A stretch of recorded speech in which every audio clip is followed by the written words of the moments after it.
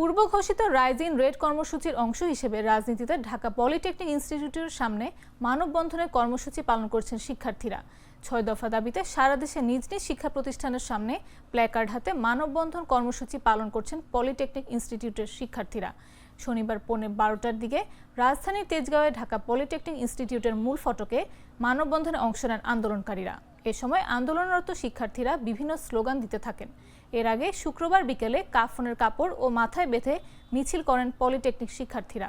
বৃহস্পতিবার সচিবালয়ে শিক্ষা মন্ত্রণালয়ের কারিগরি ও মাদ্রাসা শিক্ষা বিভাগের অতিরিক্ত সচিবের সঙ্গে বৈঠক হলেও তাতে অসন্তোষ জানান শিক্ষার্থীরা।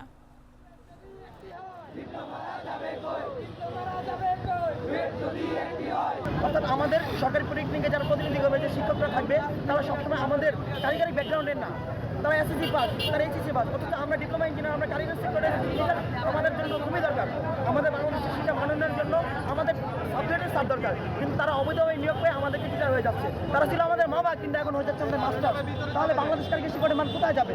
আপনি বলেন।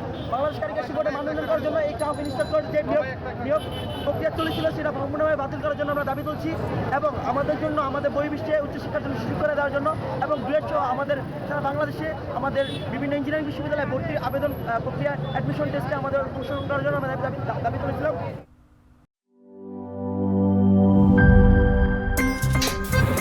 আমার একটা স্মার্ট সিদ্ধান্তে 25% গ্যাসের খরচ কমেছে। ভাবছেন কিভাবে?